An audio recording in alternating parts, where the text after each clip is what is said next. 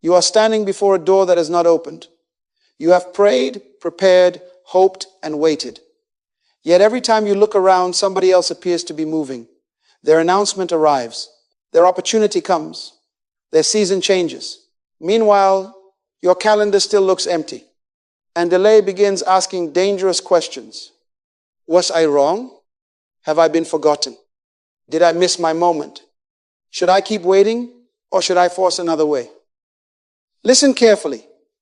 Delay is not always denial, but delay is always revealing. It reveals your desire. It reveals your identity. It reveals your preparation. And sometimes it reveals that your direction must change. Waiting does not guarantee that every outcome you desire will eventually arrive. That would turn hope into entitlement. Some desires must be refined because you want the right thing for the wrong reason. Some must be redirected because the purpose is valid, but the form you imagined is too narrow. And some must be released because they belong to an identity you are outgrowing. But none of that makes the season empty. Most people recognize progress only when it becomes public. They call it progress when the contract is signed, the relationship begins, the promotion is announced, or the door finally opens. But visible movement is only one kind of movement. A foundation develops before a building becomes impressive. A seed changes before the field becomes green. Preparation often begins where recognition cannot reach you. Your calendar may look empty while your character is being tested. Your circumstances may appear unchanged while your motives are becoming clearer. You may not have received the opportunity, but you can still develop the discipline the opportunity will demand. You can sharpen your ability. You can repair your habits. You can fulfill your present responsibilities. You can become trustworthy before you become visible. So stop measuring the season only by what has arrived. Measure it by what is being revealed. The weakest question you can ask is, when will this happen for me? The stronger question is, who am I becoming before it happens? Because if the outcome arrives but you remain unprepared, the open door may expose you instead of advancing you. And if the outcome changes, the person you develop will still remain. This journey will require honesty. You will examine your motives, confront emotional pressure, distinguish preparation from avoidance, and build a practical way to live while the timeline remains uncertain. Do not call the season abandoned merely because it is unfinished. Look again, listen carefully. Examine what is developing within you. Because if waiting reveals the person, the first thing it reveals is why that person wants the outcome so urgently. There is a difference between wanting an assignment and wanting the attention attached to it. An assignment calls you to contribute. Attention asks people to confirm that you matter. One is rooted in service. The other is hungry for witnesses. So examine the desire honestly. Would you still want it if nobody envied you? Would you continue if nobody praised you? Would the work remain meaningful if your name never became associated with it? Would you accept the opportunity if it allowed you to serve but gave you nothing impressive to announce? These questions do not attack your dream, they purify it. Comparison makes that purification necessary because comparison replaces your calling with another person's calendar. You see someone promoted, married, recognized, or established, and suddenly their progress becomes evidence that your life is behind. You stop listening for your assignment and start racing against their announcement. But another person's season cannot measure your faithfulness. Their opportunity does not diminish yours. Their progress does not prove your abandonment. Comparison turns observation into accusation, and then impatience begins making decisions. Insecurity makes the burden even heavier. You no longer want the outcome merely because it is useful or meaningful. You need it to prove that you are valuable. You need it to silence the people who doubted you, erase an embarrassing season, repair your identity, and demonstrate that you were right. No outcome can safely carry that weight. A promotion cannot heal an identity. A relationship cannot manufacture worth. Recognition cannot permanently silence insecurity, because insecurity always demands another audience, another achievement, another sign. When you ask an opportunity to prove who you are, you become dependent on something outside you to govern something within you. Purposeful urgency is different. Purpose can move quickly without becoming desperate. It can prepare, apply, ask, build, and try again. Emotional panic says there is only one acceptable outcome, one acceptable form, and one acceptable timetable. Purpose acts with clarity. Panic acts as though everything is lost unless life obeys immediately. And yet, be compassionate with yourself. Some urgency comes from genuine grief. You may be longing for companionship, stability, provision, healing, or the chance to use gifts that have remained unseen. Pain is not proof of weak faith. Honest disappointment is not rebellion. You do not have to pretend that waiting does not hurt. But pain must be heard without being crowned. Conduct a motive audit. Name the outcome you want. Then ask what you expect it to prove. Is it meant to prove that you are worthy, successful, chosen, or no longer behind? Finally, identify the deeper purpose beneath the form. If the form changed, could the purpose still live? Could you still serve, build, teach, create, provide, or contribute another way? Write it down. Tell the truth. Separate contribution from applause, purpose from comparison, and desire from desperation. Delay does not create every hidden motive. It simply removes the noise that kept you from seeing what was already there. And once the motive is clear, the next question is not merely whether the opportunity is good, but whether you are ready to carry its weight. Receiving is an event. Carrying is a capacity. You can receive something in a moment that takes years of maturity to sustain. That is why access and readiness are not the same. A door can open quickly, but the life required beyond that door must be governed daily. Think about a building. Everyone admires its height, but its height is safe only because of what was established beneath it. If the visible structure rises beyond the strength of the hidden foundation, what looks like progress becomes danger. The higher it goes, the more vulnerable it becomes. Your future works the same way. Influence without humility can turn service into self-importance. Money without stewardship can increase waste rather than create freedom. Leadership without discipline can multiply confusion. Commitment without emotional maturity can transform a desired relationship into a place of constant injury. The opportunity did not create those weaknesses, it magnified them. Opportunity is a magnifier. If you are careless with a little, greater access gives carelessness a larger field. If you depend on approval now, greater visibility gives insecurity a larger audience. If you are inconsistent without pressure, increased responsibility will not automatically make you disciplined. It may simply make your inconsistency more expensive. This is why having the key is not enough. A key can open a valuable room, but it cannot teach you how to manage what is inside. It can grant access, but it cannot produce judgment.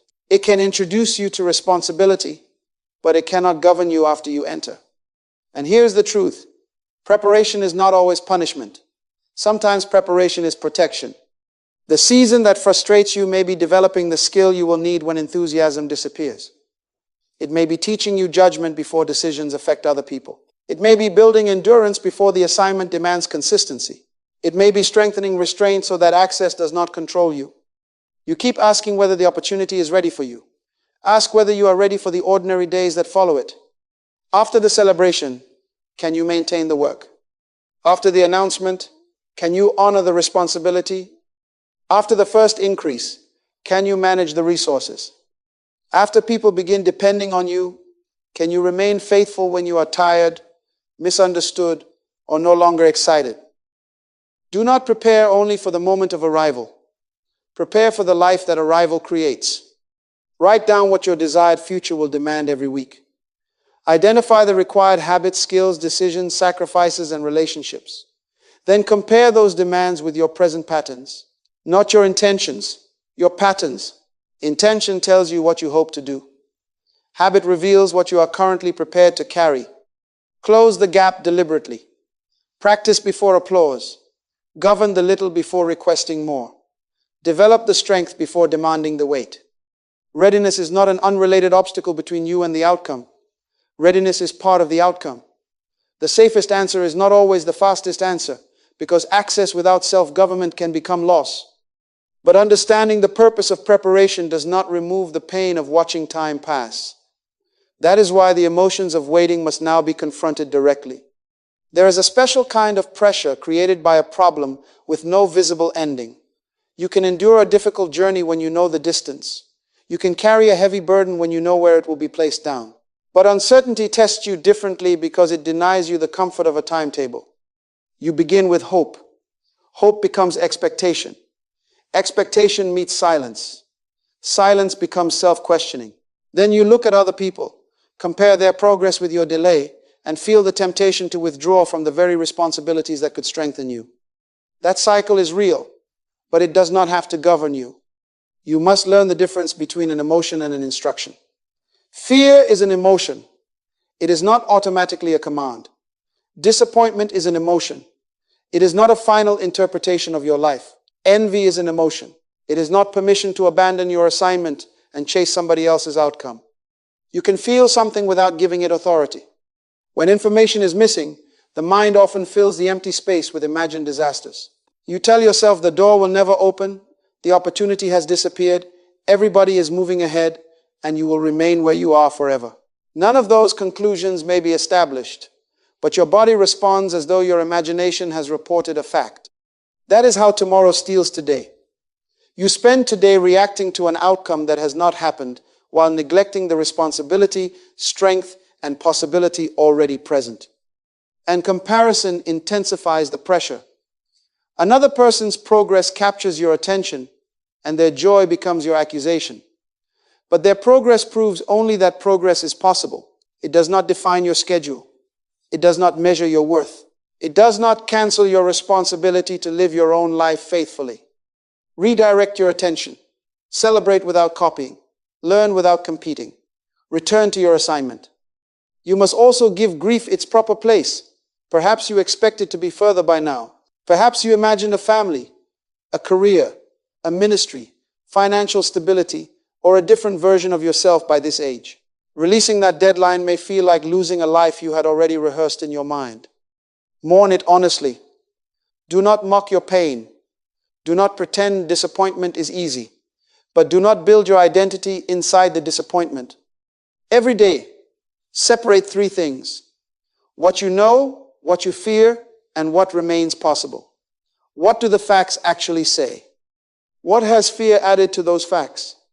What responsible action is still available today? This practice restores government to your mind. It prevents imagination from disguising itself as certainty. Courage is not waiting until uncertainty disappears.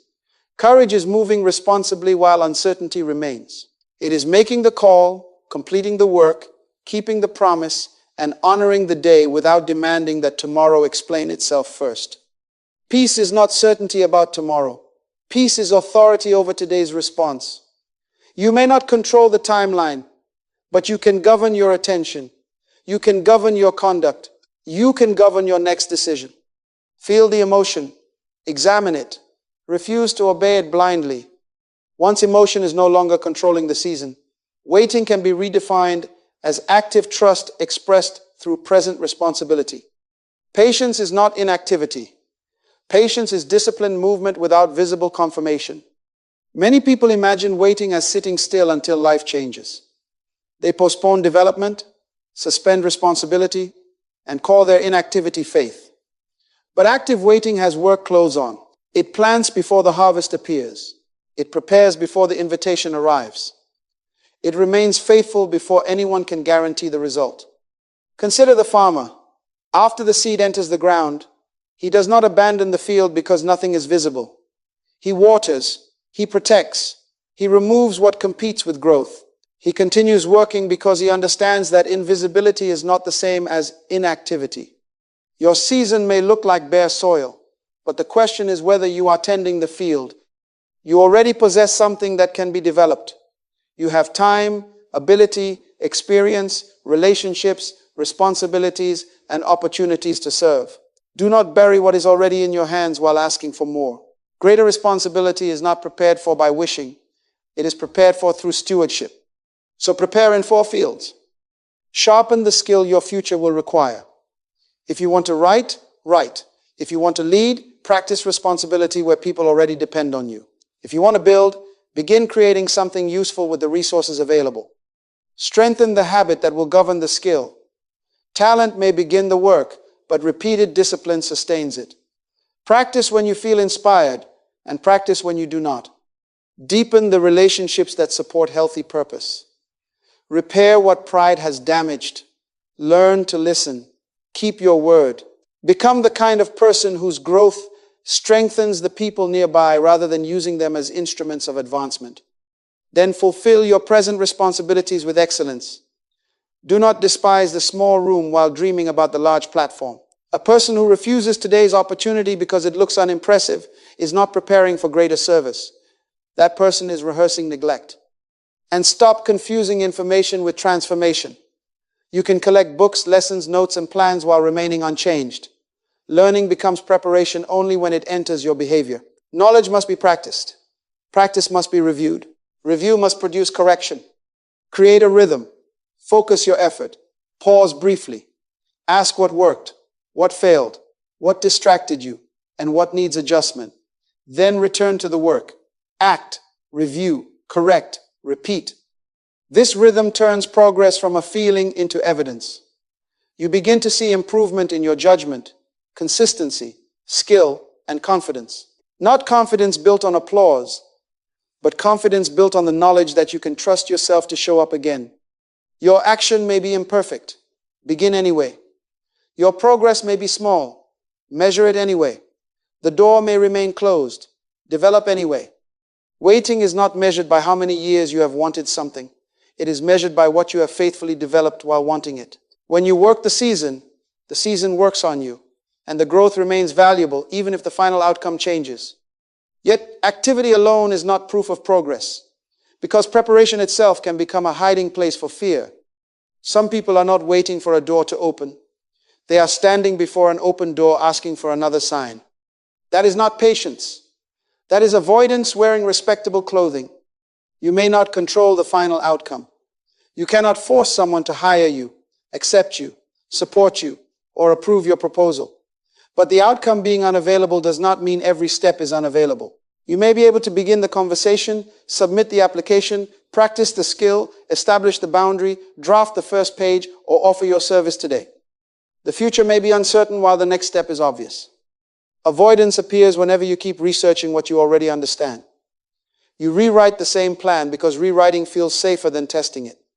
You wait for confidence because you do not want to risk embarrassment. You demand perfect conditions because imperfect conditions might reveal your present limitations. Tomorrow becomes next week, next month, next year, and still you call it preparation. Fear is clever. It rarely introduces itself by saying, "I am stopping your life." It calls itself caution. It calls itself wisdom. Sometimes comfort even borrows spiritual language and says, "I am waiting for peace," when the real issue is that obedience feels uncomfortable. Do not use sacred language to protect ordinary fear. Imagine a farmer who spends every day studying the sky but never places seed in the soil. He can discuss temperature, clouds, seasons, and rainfall. He can own excellent tools and understand the field.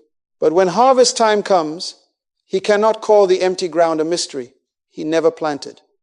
Information does not excuse inaction. Intention does not produce evidence. A plan cannot teach you what action alone will reveal.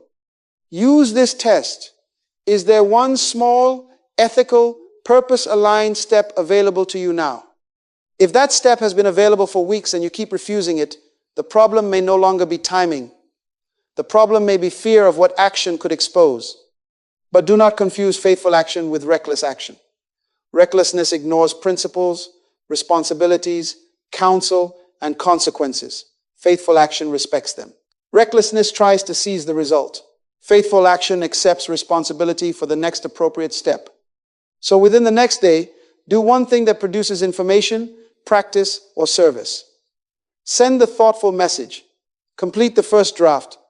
Practice for 30 focused minutes. Ask the necessary question. Offer help in the small room already available to you. Do not demand that the step guarantee success.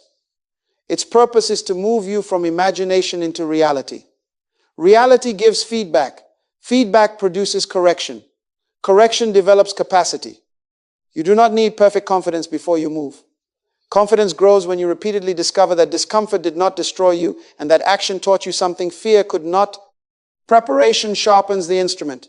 Avoidance keeps polishing an instrument it refuses to use. Learn the difference. Take the step. Accept the feedback. Grow through the result. Taking action matters. But impatience creates another danger, trying to manufacture the final outcome through methods that violate the very purpose being pursued. When the right door remains closed, impatience begins negotiating with the wrong keys. You start telling yourself that the method does not matter as long as the result looks correct. You become willing to bend a principle, hide a fact, ignore a warning, or attach yourself to something damaging because you are tired of waiting. But emotional intensity cannot make an unsuitable method sound. Wanting something sincerely does not cancel the consequences of obtaining it irresponsibly. You may pretend to possess qualifications you have not developed because honesty feels too slow. You may remain connected to a destructive relationship because that person appears to offer access. You may borrow beyond wisdom not to build something sustainable, but to create the appearance that you have already arrived. You may violate your own boundaries because recognition seems close enough to justify the compromise. That is not advancement. It is an imitation of advancement. Shortcuts often improve the picture while weakening the structure. They can give you a title without competence, visibility without character, access without trust, and speed without direction. What appears to move you forward may be dismantling the very person required to remain there. Purpose cannot be separated from method. If the purpose is honorable but the method is corrupt, the method will eventually corrupt the purpose. Learn the difference between initiative and manipulation. Initiative works on what you can govern. It develops skill, makes the call, submits the work, keeps the promise, and accepts feedback. Manipulation tries to govern what does not belong to you.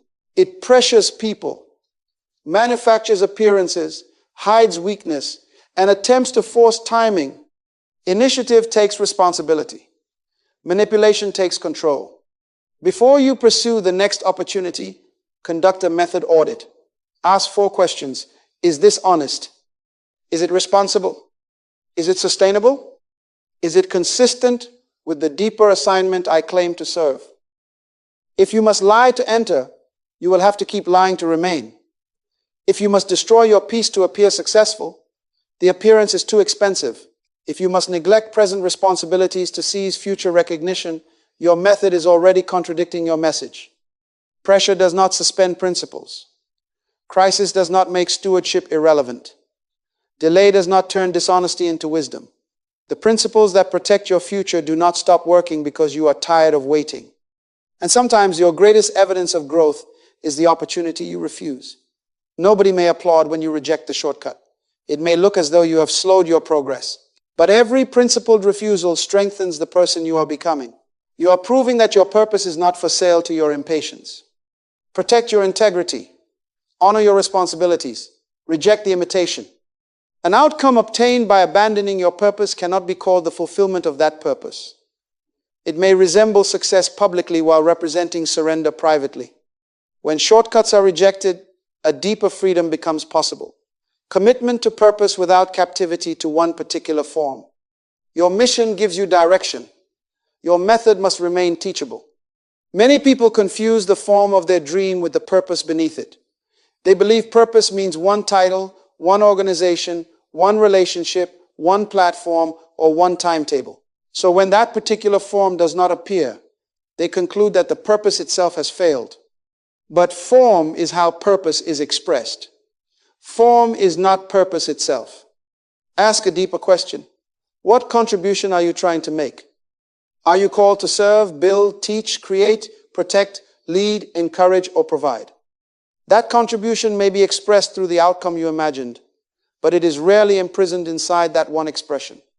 You may want a title because you desire to lead, yet leadership can begin before a title is granted. You may want a large platform because you desire to teach, yet someone already needs what you know. You may want entry into one institution because you desire to build, yet valuable work may be possible outside its permission.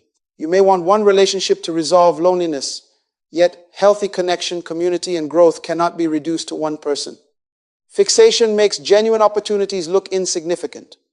You reject the small expression because it does not resemble the picture in your mind. You refuse to serve 10 people because you imagined reaching thousands. You overlook today's assignment because it arrived without the title you expected. That is not always persistence. Sometimes it is attachment. Persistence protects the assignment. Attachment protects the picture. Persistence says, I will continue contributing. Attachment says, it must happen exactly this way. Persistence can learn. Attachment interprets every change as defeat. A closed form can provide information without invalidating your purpose. It may reveal that your method needs development. It may expose that your timing was artificial. It may show that a particular environment, partnership, or path cannot sustain the contribution you are meant to make. Information is not rejection. Redirection is not always abandonment.